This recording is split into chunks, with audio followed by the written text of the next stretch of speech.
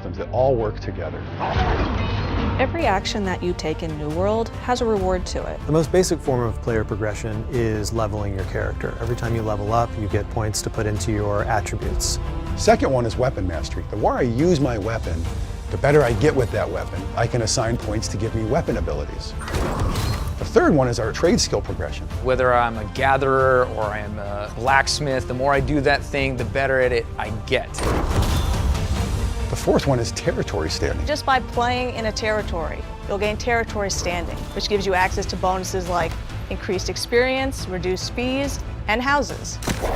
Then the fifth one is factions. You join a faction at some point in the game if you want to experience the PvP side. As you do faction missions, you gain faction reputation. That enables me to get better gear and goods from the faction, which is very cool gear. So there's a lot of different ways you get to experience the world of Eternum, and these are just the first ones that you'll get to taste.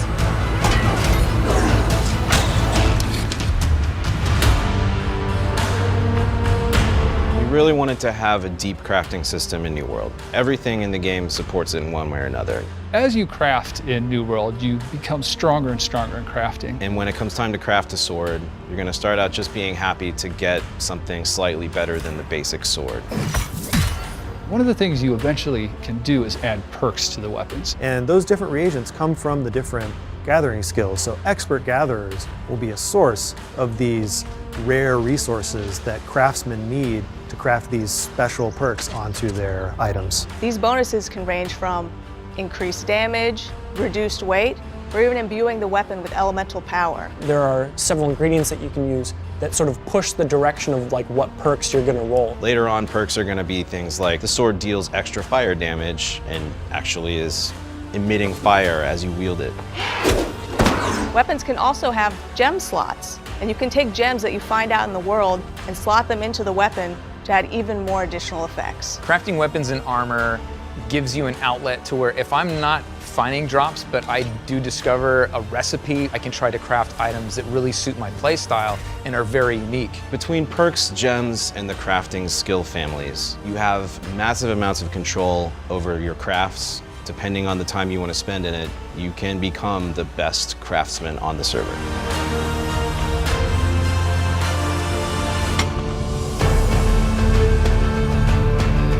Our trade skill system features endless progression. As you create things, you get experience points that give you levels, and you can level forever.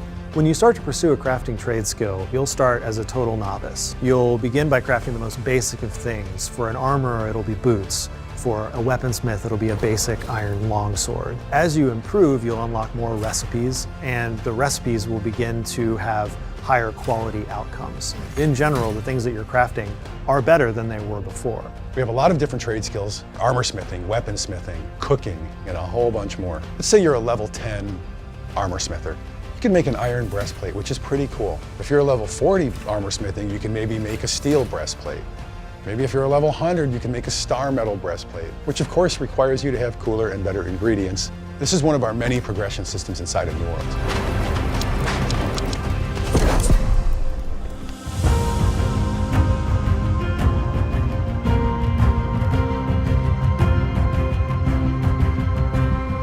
Working on New World has been a crazy experience. I want players to fall in love with the art and the places that we've established. I'm really hoping to expand the world, to create new and interesting spaces on the island that you haven't seen, with new dangers and new things to discover. I hope people really enjoy the combat system, and I want people to experiment with it, create your own specializations, your own play styles.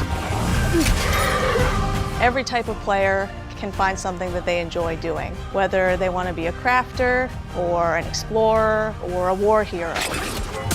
We think of the launch day for New World as day one. We plan to work with and listen to the players and just keep growing and growing the game.